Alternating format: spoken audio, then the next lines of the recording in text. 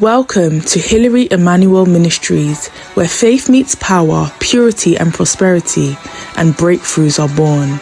At Diadem, we equip you with bold prayers, life-transforming teachings, and spiritual strategies to overcome every challenge life throws your way. Join us as we dive into God's Word, experience His presence like never before, and walk in His purpose for our lives.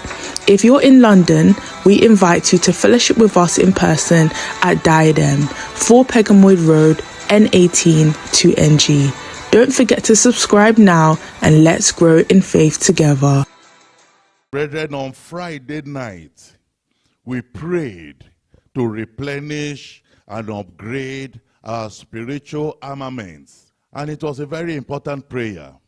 Because if you keep dishing out and dishing out and dishing out, and you are not replenishing, and you are not upgrading, at a point there's nothing more to dish out. And we spent a lot of weapons and armaments and virtues in the battle we just finished. And thank God for that Friday prayers. But brethren, if you are replenishing your armament, if you are renewing your armament, it's for a reason. It's for a purpose. There's something you want to do with those ones. It's for war. It's for battle. It's to put you in a better situation, a more responsive and battle-ready situation, so that if any situation should arise, if the enemy should attack you, if there should be any battle, you are ready for it. You'll be able to respond effectively. And that's why today, brethren, I want to let you know that there are vacancies in the Davidian Army. That's what we are talking about. Vacancies in the Davidian Army. That is the army of David. The army of David. 1 Samuel chapter 22. 1 Samuel 22. I know you will quickly say, I'm not looking for a job, but you need this one. And you will join this army. Because there are a lot of vacancies there. A lot of vacancies. Look at verse 1. 1 Samuel 22, verse 1. David therefore departed thence and escaped. When you see languages like escape, you know what it involves. It means somebody running for his dear life. He said David escaped to the cave Adullam. So he ran and hid himself inside the cave. Already you can sense the scenario, what's going on here. For a man to run and be hiding inside the cave. And when his brethren and all his father's house had it, they went and met him there. Nobody say, come back home now. There are some situations that will meet you, everybody will be following you. Anywhere you run to, everybody will run. So his family also escaped with him into the cave. They ran away from their homes. Verse 2. And not, if it was just only him and his family, I don't know how the news spread. Somebody that's hiding his head. The news quickly spread. Look at verse 2. And everyone in their community, everyone in their town, in their village, everyone that was in distress, everybody. Because they knew David was in trouble. David was hiding his head. So everybody also that had similar problem, that was in distress, everyone that was in debt, you owe somebody. And they have been pursuing you every morning. They will call you. How far? You say it's still very far. So everybody that was in debt, what did they do? And everyone that was discontent, that was not happy with life, everyone that was discontented, they all heard that David was hiding himself in the cave. So they all gathered themselves together unto him. They all went and hid together with him in the cave. And he became, an army has started. David never planned to form an army. David didn't just wake up and say, my next ambition, my next business goal is to create an army. No. Brethren, do you know? Where life pursues us, the events of life, they shape us. They shape us. So many people, they find themselves doing what they did not plan in life to do. It's where the life pursued them. I told you that I love some historical films a lot. About these 300, you've watched that film before. 300, the Spartans. The women there say that, he said they have no option. They have no option. He said that situation of life has turned children to soldiers. Little children have no option than to fight, to become warriors by force. He said that you fight or you become the slave of the Persians. That's the only option. Don't know that way out. So women were not left out. Every person in Persia became, in that Spartan, became a warrior by force. And it was circumstances of life. So David found himself, he was just running away for his life. He didn't even inform his family. He didn't even tell them, I'm running away. He just wanted to go and hide himself. And they also said, you are not the only one. We are all together in this. They all followed him and hid in the cave. Before everybody heard about it, and those who are escaping from their lenders, and all those, everybody ran and hid themselves there. An army has turned out. The next thing now is to begin to fight for the battle of their life. Brethren, here in Davidian, how did we get here? How did we get here? We would have loved to have a quiet church, isn't it? Like one woman put it that time, international church, where we just come and sing and dance for 3 hours. And before we finish dancing, there's a table set, we cook rice, jollof, everything, and set it up there and eat and go home. How did we get here? Is it not we are running into caves, enemies pursuing us, and we have run and run and we are tired. There's no any other way out than to fight. And that's what has turned everybody to who we are today. That's what has sharpened us and turned us to deadly spiritual warriors, turned us to razor-sharp fighters that can stand any battle. So this was what happened to David. Everybody also that was discontented with life, everybody that was distressed, they all say, what are we doing? We have nothing else to lose. Then let's go and join the army. So they gathered themselves, and David became a captain over them. And there were with him about 400 men. 400. Verse 3. And David went thence to Mizpeh of Moab. And he said unto the king of Moab, let my father and my mother, I pray thee, come forth and be with you. Because those ones are old already. He said, they will not be able to operate in this army. Let them stay with you. You know, that's the mother's side. You remember the father, Ruth, and all of them came from Moab. So he went and hid them in another country. He said, let my parents stay here till I know what God will do for me. He said, let me go and fight for my life and see what God is going to do. Verse 4. And he brought them before the king of Moab, and they dwelt with him all the while that David was in the hold. Verse 5. And the prophet Gad said unto David, abide not in the hold. Thank God they had a prophet with them. Thank God they had a prophet in their midst. So the prophet was guiding them. The prophet was able to see into the spiritual realm and give them direction what to do. So they were a blind army. They were not just an army fighting without direction. So he said, don't stay today in the hold. Depart and get into the land of Judah. Then David departed and came into the forest of Hareth. When Saul heard that David was discovered, so the enemy that's pursuing him, they discovered where he was hiding. They discovered where he was. And the men that were with him, now Saul abode in Gibeah under a tree in Ramah, having his spear in his hand, and all his servants were standing about him. Do you see the kind of person he was? A madman. There are different types of enemies we have. You have some enemies that are sane, that are proper. You have some mad enemies. If you have mad spirits that is your enemy, you will be seeing lunatic all the time in the dream. Those ones are not well. Because how can a whole king leave his throne, leave the palace to stay, and stay under the tree outside and hold a javelin in the hand, and people surrounded him? And this is the kind of enemy pursuing David. An unwell man. Maybe your enemy yourself is even worse than that one. So look at what follows. Verse 7. Then Saul said unto his servants that stood about him, hear now, ye Benjamites, will the son of Jesse give every one of you fields and vineyards, and make you all captains of thousands and captains of hundreds? That all of you have conspired against me, and there is none that showeth me that my son had made a league with the son of Jesse, and there is none of you that is sorry for me. He's looking for sympathy, and he's whipping up sentiment. He's playing politics. He's trying to get everybody to be on his side. He said, nobody is sorry for me, or showeth unto me that my son has stirred up my servant against me to lie in wait as it is this day. Are they laying ambush for him? Are they lying in wait against him? No, they were running for their lives. Verse 9.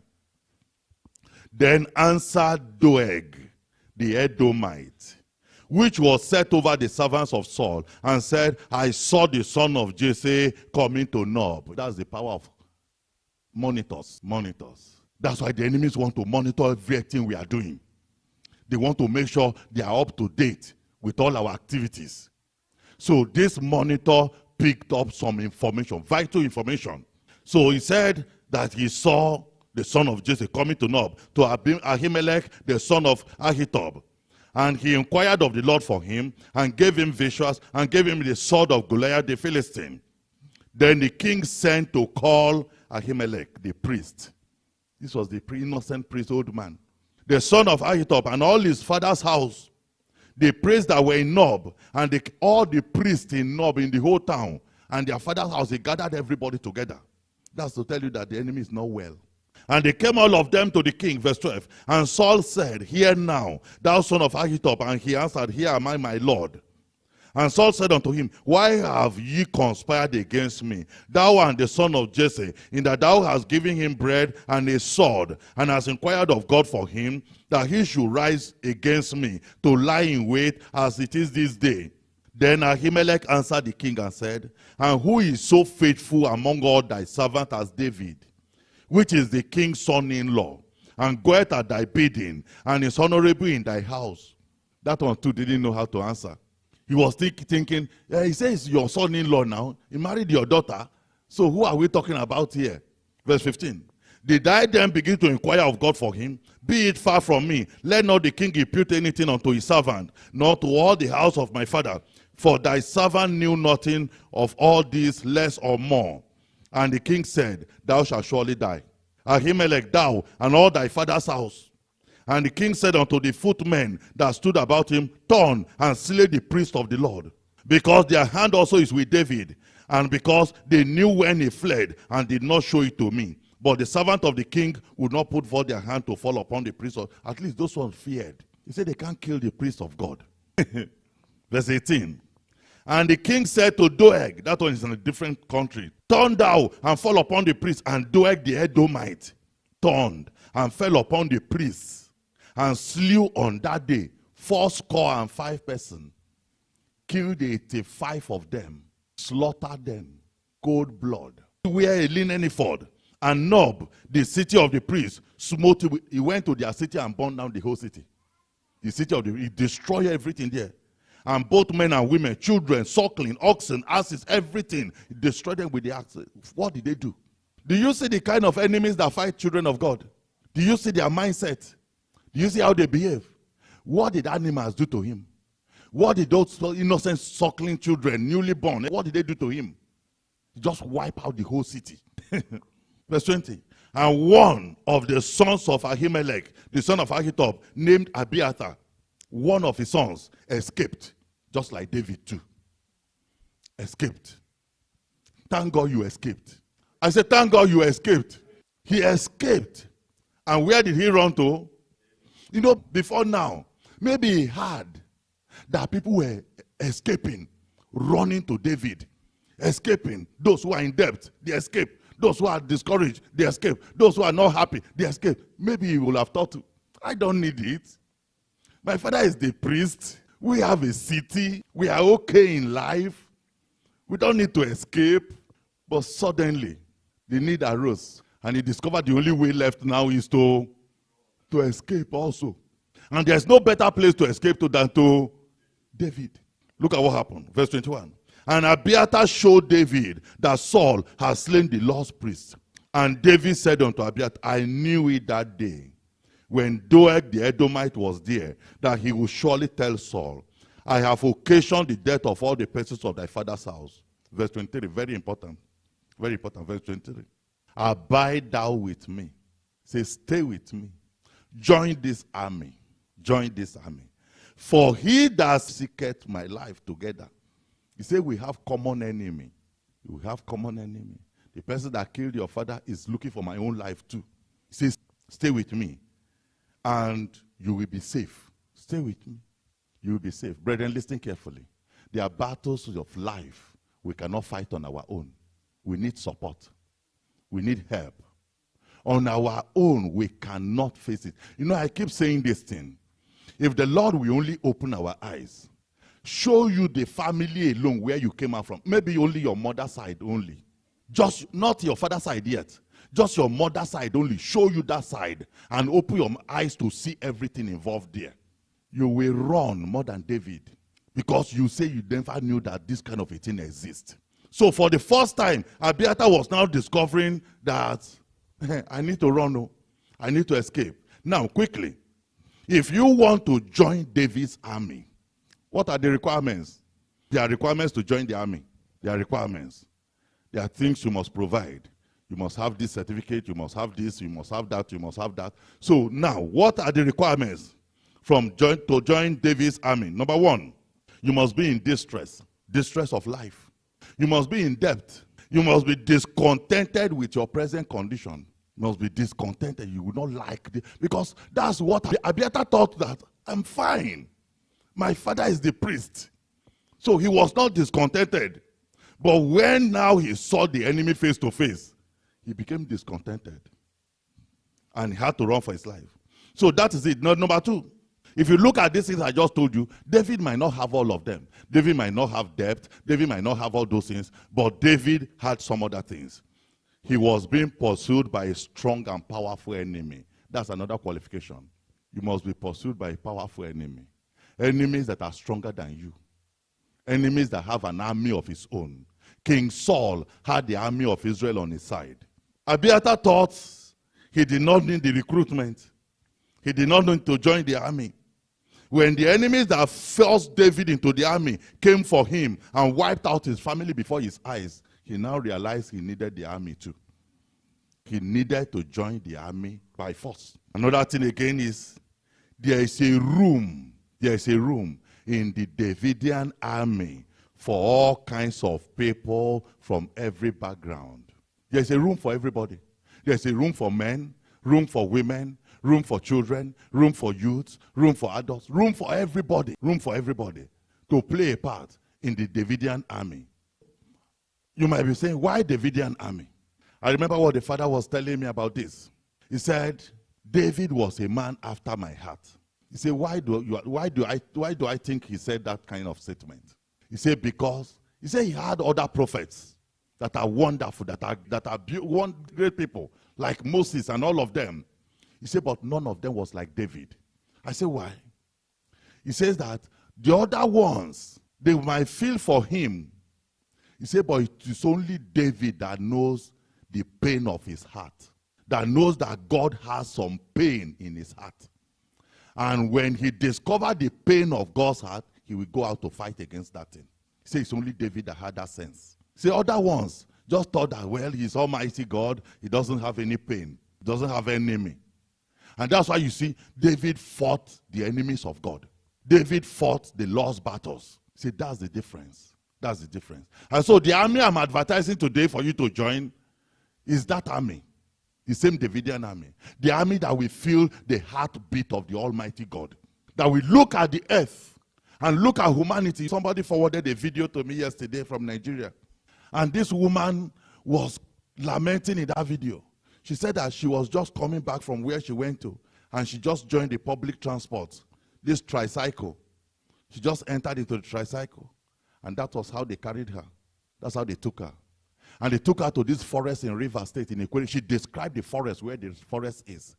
He said right before her eyes, what they do is to gather people, slaughter them, cut them in pieces, and people who are buying the pass are coming to carry them. He said right before her eyes, they slaughtered 7 people. He said what saved her was that they told her that she has given birth to a child. They don't need the ones that have given birth to a child. They need the ones that have not given birth to a child yet. He said as I'm talking, and they have a iron table where they are butchering people, cutting people in pieces, and the people who are collecting them, buying them, they are just driving in and collecting those things. He said the police is aware of them. He said because right there they were calling the police and telling the police was giving them information. He said the king of that community is aware of them and they know about that forest. And he's crying out. She showed her body. Said, look at what they did to my body. Look at what they did everywhere. So what are we saying in essence, brethren? All those things, if it does not touch you, how do you think Almighty God is feeling? That's just the one we discovered. That's just the one that came out. Do you know how many other ones that don't come out? When you see such a thing, how does it affect your heart? How does it do you? Do you feel how God feels? Do you feel that you have to fight this battle? You have to change some things. This cannot continue. Because one thing with darkness, one thing with Satan, the moment he starts any process, if you don't stop him, he will not stop. It will just get worse day by day. Somebody will stop. Who is going to stop them now? It's only the soldiers. You understand now? Davidian soldiers are the only one that can stop that kind of a thing. So that's why I tell you, there is an urgent need. There is recruitment. God is crying and begging his own children that will come and join this army to fight this battle. And God is relying heavily on Diadem. He's relying heavily on this church. So the Lord is calling everybody. And the army requires training. Every army requires training. You must be trained. You must be converted from civilian to a soldier. And that is the training. So the training, we take this from, look at it. In 2 Samuel 23, you remember those 400 men that escaped together with David into the cave. And they were running from one cave to another cave, running from one bush to another bush, hiding themselves. As they were running, they were training. As they were running, they were training. As they were running, they were training. And look at what happened. Just 400 men. You know, the number of people that turn things around are not always the crowd. Not always the crowd. I told you how 300 Spartans blocked the Persians from invading Europe. They stood against the Persians from coming to Europe. Europe today will have been part of Middle East. Europe will have been a Muslim continent today. If not for those only 300. You remember the army of Gideon? 300 also. Only 300. Stopped that and the gate. So it's not the issue of the number. 400 men. Look at what they did in verse 8. Samuel 23 verse 8. He said, these be the names. You know, when they came that time, they didn't give them name. The one we read before. Why? Because they were nobody. The only thing they identified them with was their troubles. They said they were discontented. They were distressed. They were in debt. That's how they can only describe them. Because they were nobody. But now they have been trained. They have been sharpened. They have been transformed. And you can no longer ignore them anymore. Look at what they're saying. He said, these be the names of what? Do you see what the Bible started to call them now? Do you see the name the Bible has given to them? They are no longer debtors. So they are now mighty men. Listen carefully. Mightiness is determined in battlefronts, in war fronts. That's where you show how mighty you are. He said, these are the names of the mighty men whom David had. The Tachmonite that sat in the seat. You know, when they came, they were sitting on the floor. They were nobody. They bothered to ask them, what's your name, Seth? Now, they were now a force to reckon with. You have to identify them properly. Chief among, they have even become chief, brethren. They have even become captains. Chief among the captains. The same was Adino. Their names have started to come out. Brethren, your name will only begin to surface. And the world will begin to know who you are when you have begun to fight and clear some airs around you. When you have begun to emerge through strong battles. He said, this one is called Adino the Esnite. Look at what he did. So that his name will not perish again forever. He lifted up his spear against 800, whom he slew at one time. How was that possible? It's training. It's training. If you watch some of these ancient wars and see how they use sword and javelins and spears and all those things, you will know that it's not easy truly. To stand in only one man in the midst of 800 other soldiers and kill all of them. 800 soldiers and slew them at once. Verse 9. And after him was Eleazar. So see, their names have started coming out. Eleazar, the son of Dodo the Ahohite, one of the 3 mighty men with David. When they defied the Philistines that were there gathered together to battle, and the men of Israel were gone away. Verse 10, he arose and smote the Philistines until his hand was weary, and his hand clave unto the sword, and the Lord wrought a great victory that day. And the people returned after him only to spoil. These are heavy fighters, deadly warriors. But they were not like that before. They were running away from the people they were owing before. They were running away from because of their troubles. Now look at what they have turned to. Verse 11. And after him was Shammah, the son of Agag the Hararite. And the Philistines were gathered together into a troop, where was a piece of ground full of lentils. And the people fled from the Philistines. But he stood in the midst of the ground and defended it, and slew the Philistines. And the Lord wrought a great victory. Do you see what they have turned to? Do you see the Davidian army I'm talking about? You see the Davidian army. It's an army whereby one person, we can send only you and say, you go and take that country and subdue it. And you do it because you are well equipped and you know what to do. That's the Davidian army. Look at 1 Chronicles. Look at 1 Chronicles chapter 12. I'm showing you the Davidian army, the nature of soldiers that fought in the army and the exploit they did. Look at verse 1. 1 Chronicles chapter 12 verse 1. Now, these are they that came to David to Ziklag, while he yet kept himself close because of Saul, the son of Kish. He was still hiding. But people were coming to him. Soldiers were coming to him. Warriors were joining him. And they were among the mighty men, helpers of the war. Verse 2. They were armed with bows and could use both the right hand and the left in hurling stones and shooting arrows out of a bow. Even of Saul, brethren of Benjamin. How do they get to that strength level? It's training. It's training. For you to train yourself that you can throw stone with the right hand and left hand with the same strength. It's training. And look at what happened in verse 8.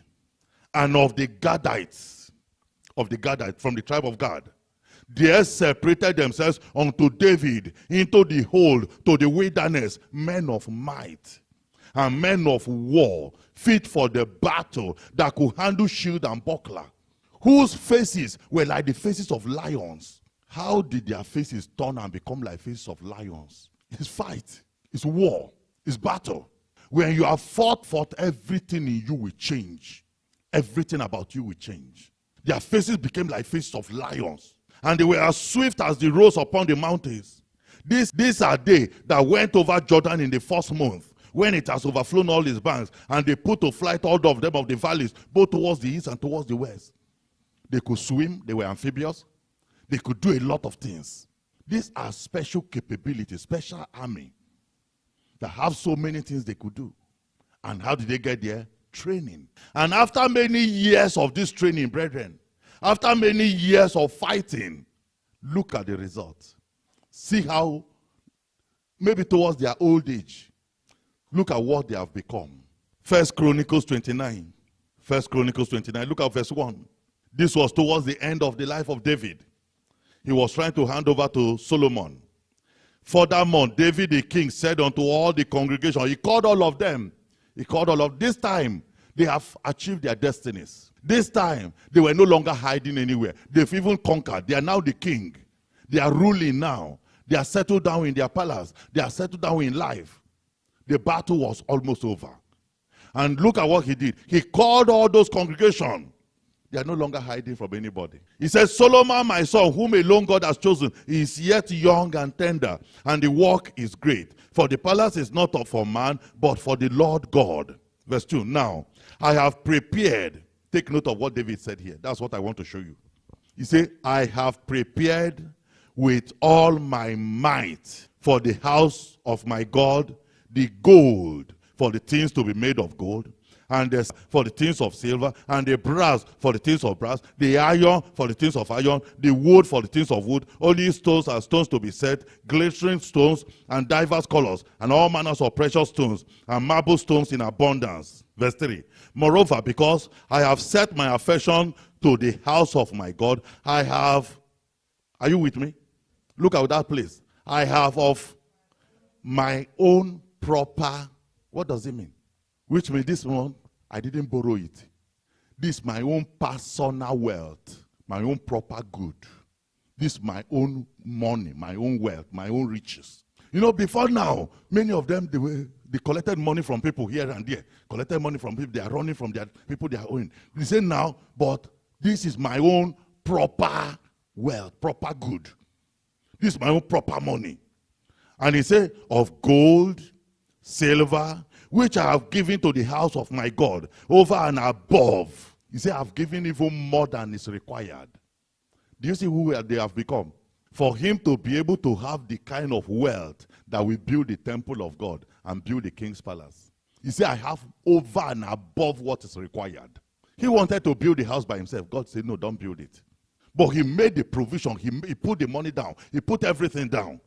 Do you see how rich they have become? You know, I was telling you the other day, I said, do you know that warriors are the richest people on earth? Do you know that fighters are the richest people on earth? You know, we might not understand this. Companies that manufacture armaments, if you know how much they sell those things, and countries are budgeting, some country will tell you 2% of their GDP will go into defense.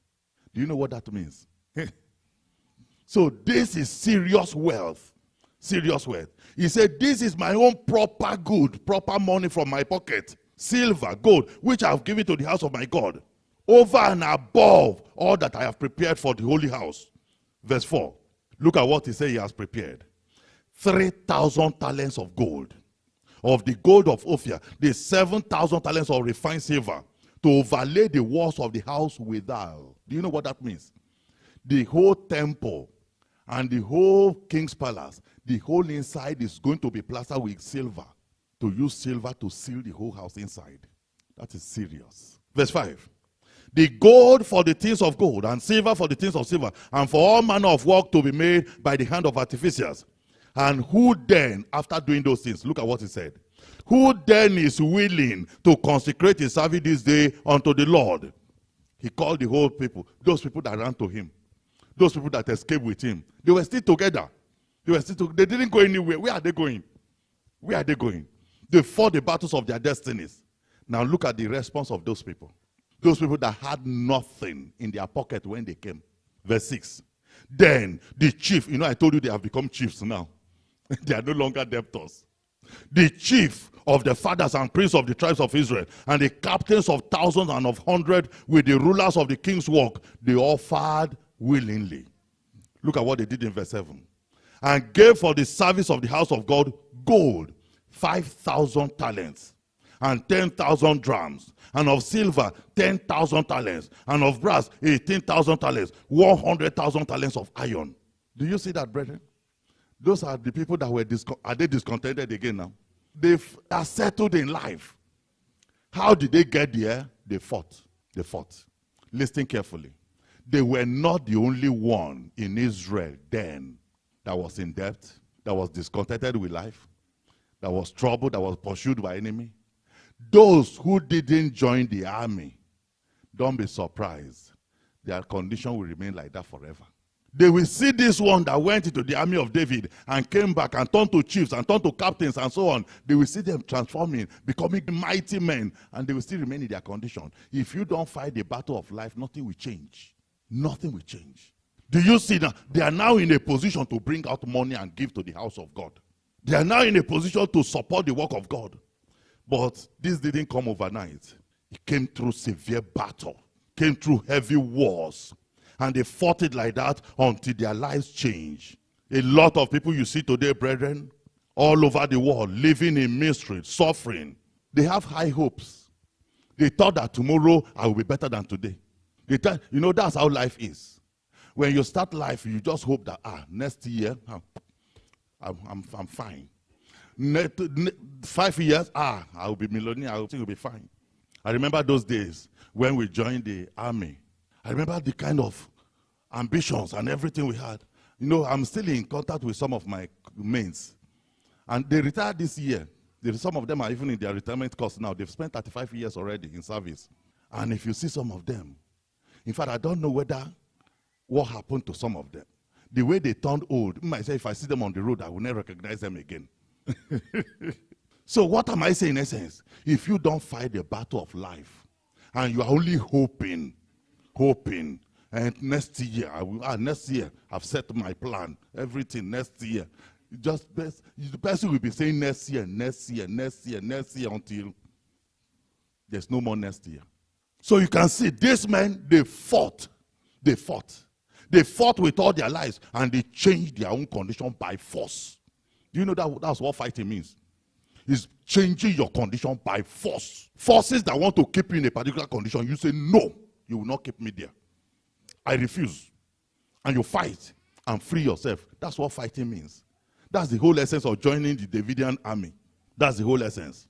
You know, I told you that possibly David never planned to even join army himself. He was just a shepherd boy. He just wanted to take care of animals, stay with the animal in the bush. But circumstances of life turned him to a warrior by force. There was no going back. So that is exactly how life is. We are going to pray. But before we pray, I want to ask you a question.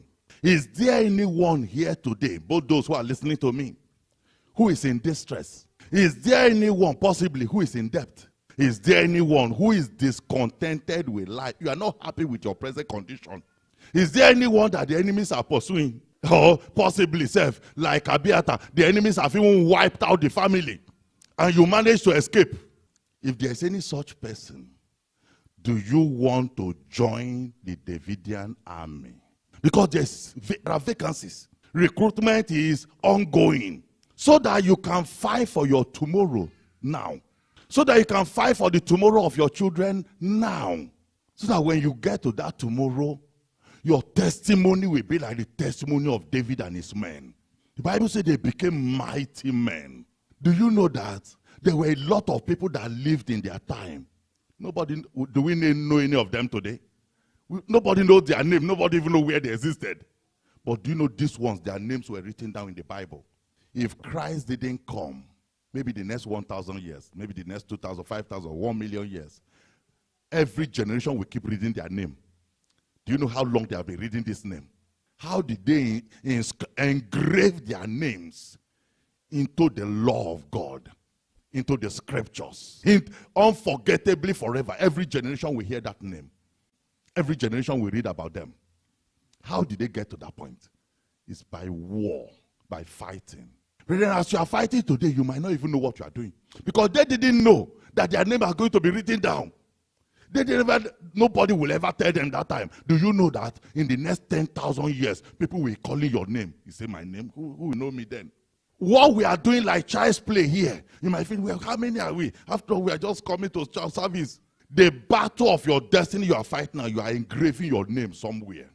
If Christ tarries, thousands of years to come, they will be reading about you. They will be reading your name and they will say, wow, look at the people that refused that their destiny will not be wasted. So the offer is here now to join the Davidian army. Let's close our eyes. He said that you tell the Lord, yes, I am here, I am willing. Or you tell the Lord, no, I don't want to join any army. Begin to talk to the Lord. Begin to talk to the Lord. If you want to join, tell the Lord, Lord, I am here. I want to be enlisted, Lord, into the army.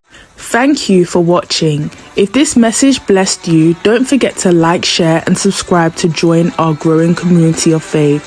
You've just listened to the sermon, but there are powerful prayers that follow. Due to social media rules and guidelines, the prayers have been removed from this video. However, you can access the full prayers and more life-changing resources by visiting www.pastorhillary.org or downloading our app, Davidian Media. If you're in the London area, we'd love to have you fellowship with us in person at 4 Pegamoid Road, N18 2NG. If you have any questions about this message, want counseling from Pastor Hillary, or wish to share your testimonies following the prayers, please leave a comment below and someone from our team will get in touch. Until next time, may God bless you abundantly and guide you in all your ways. Stay victorious.